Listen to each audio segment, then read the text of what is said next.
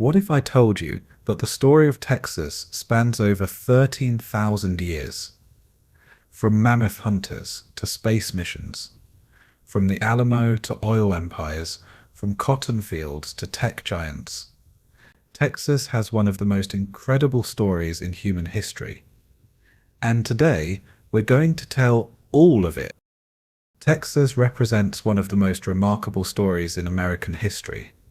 A tale spanning over 13,000 years, from ancient indigenous civilizations to modern technological powerhouses. This vast state, covering 268,596 square miles, has served as home to diverse Native American tribes, Spanish colonists, Mexican citizens, an independent republic, and ultimately a major American state that continues to shape national and international affairs. The story of Texas is fundamentally about transformation and adaptation. From Paleo-Indian hunters pursuing mammoths across prehistoric landscapes to contemporary entrepreneurs building tomorrow's technologies, Texas has consistently demonstrated an extraordinary capacity for reinvention, while maintaining its distinctive character. This history reveals recurring themes: cultural diversity, independence, economic adaptability, and the central role of geography in shaping human development. Understanding Texas history requires appreciating its remarkable diversity, not just in landscape, from piney woods to desert, from coastal plains to hill country, but in the peoples who have called it home. Native Americans, Spanish conquistadors, Mexican settlers, European immigrants, African Americans, and countless others have contributed to creating the unique culture that defines Texas today. The ancient foundation, prehistory 1500 CE. The first Texans, long before European explorers dreamed of new worlds, Texas teemed with human life. Archaeological evidence suggests humans first arrived approximately 13,000 years ago during the late Pleistocene epoch. These Paleo-Indians were skilled hunters who pursued massive megafauna, mammoths, giant bison, and ground sloths, across landscapes vastly different from today's Texas. The Clovis and Folsom cultures, identified their distinctive spear points, represent some of the earliest known inhabitants. As the climate warmed and ice sheets retreated, these ancient peoples adapted remarkably. The disappearance of megafauna forced innovations in hunting and gathering strategies, leading to the archaic period 1,000 years ago, when indigenous peoples learned to exploit a wider variety of resources, developing new tools including the atlat, spear thrower, and various grinding stones for processing plant foods. Diverse indigenous societies. By the time Europeans arrived in the 16th century, Texas hosted numerous distinct Native American groups, each uniquely adapted to their environment. This diversity reflected Texas's varied geography, from eastern pine forests to western deserts, from Gulf coastal plains to central hill country. In East Texas, the Caddo peoples established sophisticated agricultural societies that would profoundly influence the region's future. These master farmers cultivated corn, beans, squash, and sunflowers in fertile river valleys, living in permanent villages of grass houses with complex social and political structure.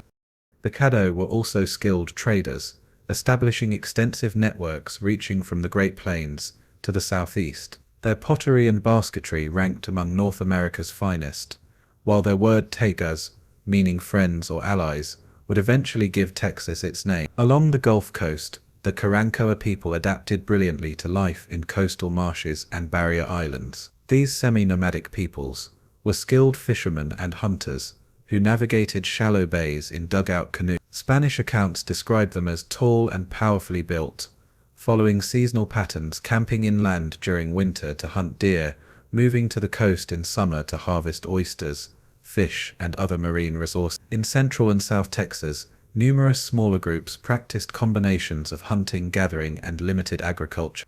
The Tonkawa, whose name means they all stay together, were skilled buffalo hunters, who also gathered abundant plant foods, including protein-rich pecan nuts, and fiber-rich desert plant roots. The Coahuiltecan peoples of South Texas were experts at desert survival, knowing how to extract water and nutrients from cacti and other drought-resistant plants. The Apache and Comanche masters of the plains. Perhaps no indigenous groups are more closely associated with Texas in popular imagination than the Apache and Comanche, though both were relative newcomers. The Apache, an Athabascan-speaking people, migrated south from Canada sometime before 1500 CE, primarily as hunters and gatherers, following great buffalo herds across southern plains. The Apache divided into several bands, including the Lipan Apache, who ranged across much of central and western Texas. They became skilled horsemen after adopting horses from Spanish settlements in the 17th century, and formidable warriors who fiercely defended their territory. The Comanche, a Shoshonean people, originally from the Great Basin, arrived around 1700, but made perhaps the most profound impact. They quickly became master horsemen, developing a cavalry-based culture that dominated the southern Great Plains for over a century. The Comanche were organized into several bands, including the Penateca, honey eaters, who controlled much of central Texas, and the Quahadi, who ranged further west and north.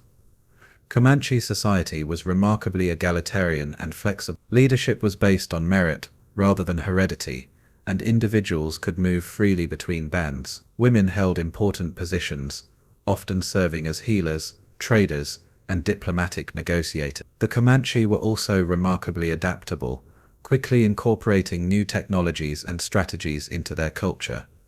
The revolutionary impact of the horse. The introduction of horses by Spanish colonists in the 16th and 17th centuries revolutionized Native American life across Texas. For plains peoples like the Comanche and Apache, horses enabled a mobile lifestyle centered around buffalo hunting. Entire communities could now follow herds across vast distances, making hunting far more efficient and less dangerous. Horses also transformed warfare and trade. Mounted warriors had significant advantages over foot soldiers, and horses themselves became valuable trade commodities. Comanche horse herds sometimes numbered in the thousands, and horse raiding became both an economic activity and a rite of passage for young warriors. For more sedentary peoples like the Caddo, horses enhanced trade and communication, but didn't fundamentally alter their agricultural way of life. These varied responses to horses illustrate the diversity of Native American adaptations across Texas. Cultural achievements and lasting legacies. Despite the catastrophic disruptions of European colonization, indigenous peoples of Texas left lasting legacies that continue to influence the region today. Many place names throughout Texas derive from Native American languages, from major cities like Nacogdoches, from a Caddo village name to geographic features throughout the state. Native American agricultural techniques, particularly those of the Caddo, influenced later European and American farming practices. Crops like corn, beans, and squash remained staples of Texas agriculture long after their indigenous cultivators had been displaced. Traditional hunting and fishing grounds became sites of later Anglo settlements. The trails and trade routes established by Native Americans often became the roads and highways of later periods. The Great Indian Warpath, connecting the Great Lakes to the Gulf of Mexico, passed through East Texas and remained an important transportation corridor well into the 19th century. Modern archaeology has revealed the sophistication of pre-Columbian Texas cultures. Sites like the George C. Davis site in East Texas show evidence of Caddo ceremonial complexes, with elaborate earthwork mounds indicating complex social organization and religious practices. In central Texas, sites like the Galt site have yielded some of the oldest evidence of human occupation in North America. The end of an era. By the time Anglo-American settlers began arriving in significant numbers in the 1820s, the indigenous population had already been dramatically reduced by disease and displacement. European diseases, smallpox, measles, typhus, and others, spread rapidly among indigenous peoples who had no natural immunity. Some estimates suggest disease killed 90% or more of the native population in the century following first contact. The Comanche continued to dominate much of western and central Texas until the 1870s, when a combination of military pressure, buffalo extinction, and drought finally forced their relocation to reservations in Indian Territory, present-day Oklahoma. The last major Comanche leader, Quanah Parker, surrendered in 1875, ending the Indian Wars in Texas. The pre-Columbian period of Texas history spans over 13,000 years, far longer than the mere 500 years since European contact. Understanding this deep history is essential for comprehending the full story of Texas, as the indigenous peoples who first called this land home established patterns of settlement, resource use, and cultural adaptation that would influence all subsequent inhabitants. Chapter 2: Spanish Exploration and Colonial Foundations. 1500–1821. The accidental beginning.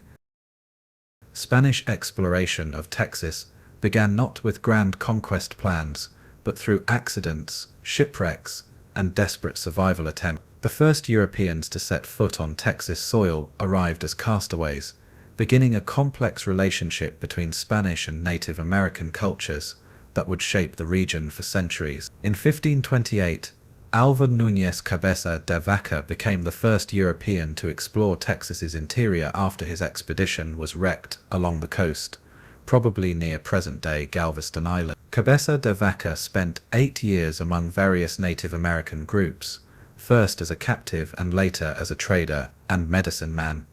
His survival depended entirely on adapting to indigenous ways of life and providing services that Native Americans valued. When Cabeza de Vaca and 3 other survivors finally reached Spanish settlements in 1536, their account created a sensation. His narrative, La Relación, 1542, provided Europeans with their first detailed description of the Texas interior and its inhabitants, describing a land of tremendous diversity and potential wealth, with vast buffalo herds, extensive Native American trade networks, and rumors of wealthy cities to the north. The search for golden cities, Cabeza de Vaca's tales, combined with Spanish obsessions with finding another Aztec or Inca empire, inspired several major expeditions into Texas. The most significant was led by Francisco Vázquez de Coronado, who in 1540 set out from Mexico to find the legendary 7 cities of gold, or Cibola. Coronado's massive expedition, over 300 Spanish soldiers and settlers, along with hundreds of Native American allies, servants, and livestock, marched north through Texas, crossing the Panhandle region and encountering various Plains Indian groups. Instead of golden cities, Coronado found Native American pueblos with impressive architecture and sophisticated agricultural systems, but little precious metal. The expedition traveled as far as present-day Kansas before turning back, disappointed by their failure to find great wealth, but having mapped vast territories and established contact with numerous indigenous groups. These early expeditions established important patterns that would characterize Spanish-Native American relations in Texas. Spanish explorers were entirely dependent on indigenous peoples for survival, for food, water, directions, and often for their lives. Native Americans, meanwhile, had to navigate the challenges and opportunities presented by these strange newcomers with their horses, metal tools, and deadly diseases. The mission system and colonial development. Following the major exploratory expeditions, Spanish interest in Texas waned for several decades. The region seemed to offer little in precious metals or easily exploitable resources, and indigenous peoples, while generally not hostile, showed little interest in Spanish religious conversion efforts. However, Spanish colonial policy required maintaining claims to explored territories, and the growing presence of French explorers in the Gulf of Mexico region prompted Spanish authorities to establish a more permanent presence in Texas. The Spanish crown authorized the establishment of missions and presidios, military fortresses, throughout the region, beginning what historians call the mission period of Texas history. The Spanish mission system represented a distinctive approach to colonization. Rather than displacing Native Americans entirely, the mission system sought to transform them into Spanish colonial subjects through religious conversion, education in European agricultural and craft techniques, and gradual assimilation into Spanish colonial society. The first permanent Spanish missions in Texas were established among the Caddo peoples of East Texas in the Mission San Francisco de los Tejas, founded in 1690, near present-day Augusta, was the first Spanish mission in Texas, though it was abandoned in 1693 due to disease, supply problems, and lack of success in converting Native Americans. A more sustained mission effort began in 1716, with the establishment of 6 missions in East Texas. More successful were missions established in South and Central Texas, among smaller, less politically organized indigenous groups. Mission San Antonio de Valero,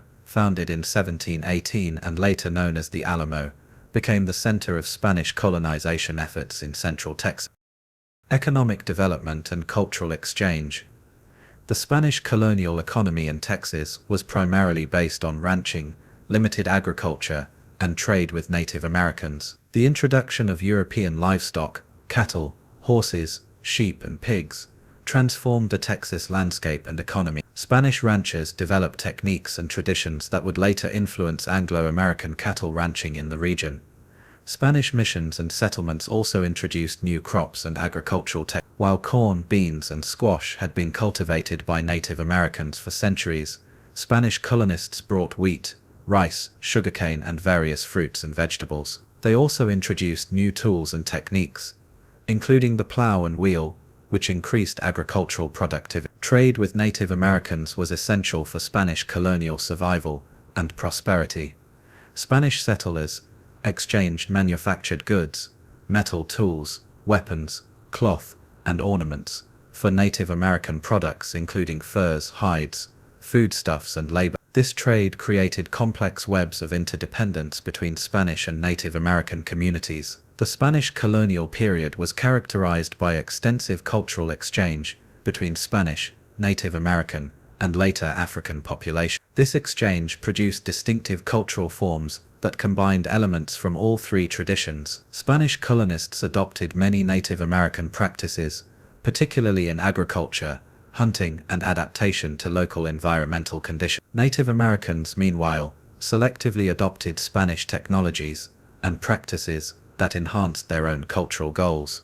Challenges and limitations. Spanish colonization of Texas faced numerous challenges that limited its success. The vast distances between settlements made communication and transportation difficult and expensive. Supply lines from Mexico were long and unreliable, leaving Texas colonists dependent on local resources and trade with Native Americans. The indigenous population of Texas, while generally not united in opposition to Spanish colonization, proved resistant to large-scale cultural transformation. Many Native American groups adopted specific Spanish technologies, particularly horses and metal tools, while maintaining their traditional social, political, and religious system. Disease continued to devastate Native American populations throughout the Spanish colonial period, disrupting traditional societies and creating opportunities for Spanish expansion, but also eliminating potential converts and trade partners. Climate and geography also posed significant challenges, with droughts, floods, and extreme weather events regularly disrupting agricultural production and threatening settlement survival. Perhaps most significantly, the Spanish crown never committed sufficient resources to Texas colonization. Compared to the wealth extracted from Mexico and Peru, Texas seemed unpromising and received relatively little attention or investment from Spanish authorities. Legacy of Spanish colonization. The Spanish colonial period established patterns and traditions that would influence Texas development long after Spanish rule ended. Spanish legal concepts, particularly regarding land ownership and water rights, continued to influence Texas law well into the American period. Spanish architectural styles, urban planning principles, and place names remain visible throughout modern Texas. The Spanish introduction of ranching created the foundation for one of Texas's most important and enduring economic activities. Spanish ranching techniques, terminology, and cultural practices provided the basis for the later Anglo-American cattle industry that would make Texas famous worldwide. Perhaps most importantly, the Spanish colonial period established Texas as a region of cultural diversity and exchange. The patterns of interaction between different ethnic and cultural groups, the traditions of adaptation to local environmental conditions, and the integration of multiple cultural traditions all became defining characteristics of Texas identity. By 1821, when Mexico gained independence from Spain, Texas had been permanently changed by 3 centuries of Spanish colonization. However, it remained a frontier region with a small, ethnically diverse population, vast unsettled territories, and complex relationships between different cultural groups. Chapter 3: Mexican Rule and Anglo-Colonization, 1821–1836. Mexican independence and the colonization policy. When Mexico gained independence from Spain in 1821, Texas became part of the new Mexican nation, with a population of fewer than 4,000 Spanish-speaking residents, concentrated mainly in San Antonio, Goliad, and Nacogdoches. The Mexican government inherited the same challenges that had limited Spanish success in Texas: vast distances, sparse population, limited resources, and ongoing conflicts with Native American groups, particularly the powerful Comanche Confederation. Mexico's solution was revolutionary: encourage immigration through a generous colonization policy. The Mexican government offered large land grants to empresarios, individuals who would recruit and settle colonies of immigrants in Texas. These colonists would receive free land in exchange for becoming Mexican citizens, converting to Catholicism, and obeying Mexican law. This colonization policy represented a dramatic departure from Spanish practice, which had severely restricted foreign immigration and trade. Mexico's leaders believed that encouraging immigration would strengthen the frontier against Native American raids, increase tax revenues, and create a buffer against potential U.S. expansion. Stephen Austin, the father of Texas. The most successful Texas impresario was Stephen Fuller Austin, whose father, Moses Austin, had received permission from Spanish authorities to establish a colony just before Mexican independence. When Moses Austin died in 1821, Stephen inherited the colonization contract and successfully negotiated its renewal with Mexican authorities.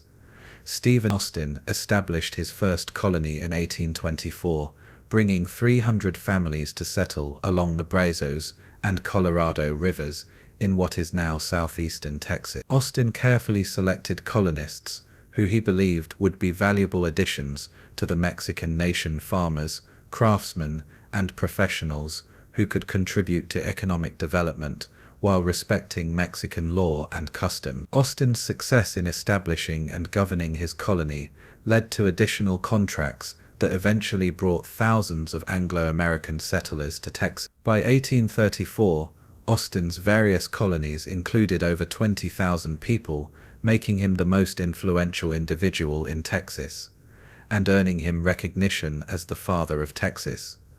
Austin worked hard to maintain good relations with Mexican authorities while protecting the interests of his colonists. He learned Spanish, studied Mexican law, and frequently traveled to Mexico City to represent his colonists' concerns. Austin's diplomatic skills and cultural sensitivity were essential factors in the early success of Anglo-colonization in Texas. However, Austin's colonies were not the only source of Anglo-American immigration to Texas. Legal and illegal immigrants arrived independently, drawn by cheap land, economic opportunities, and relatively weak enforcement of Mexican authority in remote areas. By 1835, the Anglo population of Texas had grown to approximately 35,000, vastly outnumbering the Mexican population.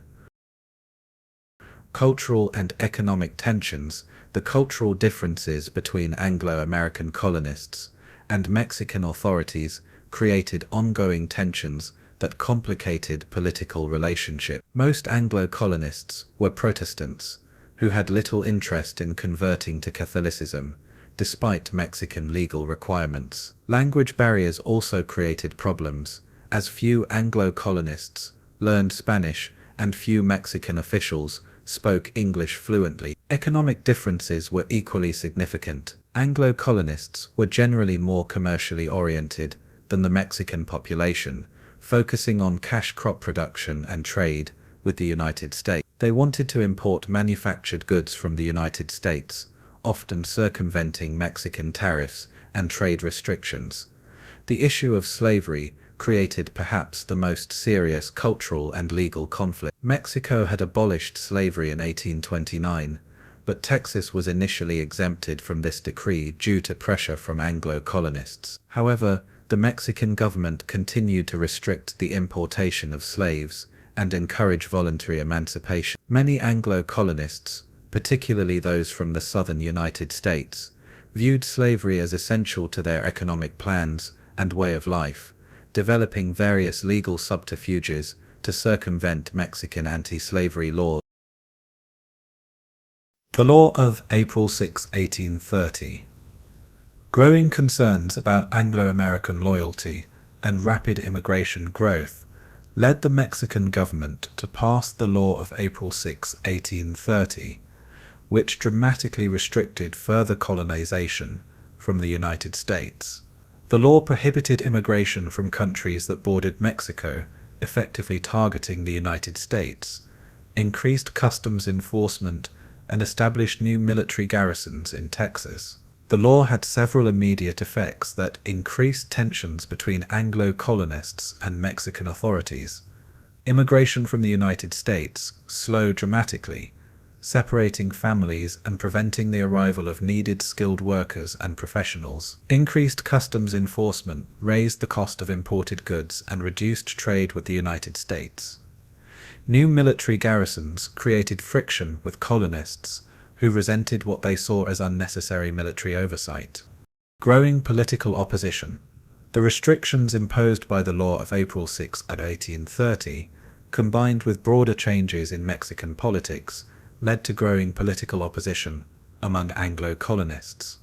Initially, this opposition focused on specific grievances rather than independence. Colonists wanted representation in the Mexican legislature, restoration of immigration from the United States, reduction of tariffs, and greater local self-government. The Convention of 1832, held at San Felipe de Austin, marked the first organized political opposition by Anglo colonists. The Convention of 1833 went further, drafting a proposed constitution for a separate state of Texas within the Mexican Federation. Austin's mission to Mexico City to present these requests proved to be a turning point in Texas-Mexico relations. Initially received politely by Mexican officials, Austin became increasingly frustrated by delays and bureaucratic obstacles. In a moment of anger, he wrote a letter suggesting that Texas should proceed with statehood regardless of Mexican approval. This letter was intercepted by Mexican authorities, who arrested Austin and imprisoned him for nearly 2 years on charges of sedition. The rise of the War Party. Austin's imprisonment and continued restrictions on Texas development led to the emergence of a war party that favored armed resistance to Mexican authority. Leaders of this faction included William Barrett Travis, a young lawyer from Alabama, and Sam Houston, a former governor of Tennessee who had recently arrived in Texas. The War Party argued that Mexico had violated the terms under which colonists had agreed to settle in Texas. They pointed to restrictions on immigration, trade, and local self-government as evidence that Mexico could not be trusted to respect colonists' rights. By 1835, several factors had created a revolutionary situation in Texas. The political changes in Mexico under Santa Anna's centralist government threatened the autonomy that colonists had enjoyed under the Federalist system. Economic restrictions continued to limit trade and development, while military enforcement of these restrictions created ongoing friction. Perhaps most importantly, the Anglo-American population had grown large enough and developed sufficient economic and political interests to sustain armed resistance. Unlike earlier periods when colonists were dependent on Mexican goodwill for survival, by 1835, Texas had developed its own economic base, political leadership, and sense of identity. The revolution began with relatively minor incidents that escalated due to underlying tension. The "come and take it" incident at Gonzales, in October 1835, provided the spark that ignited full-scale rebellion. When Mexican authorities attempted to retrieve a small cannon that had been given to Gonzales colonists for defense against Indian raids, the townspeople refused to surrender it, flying a flag bearing the image of the cannon and the words "come and take it." Chapter 4: The Texas Revolution, 1835–1836.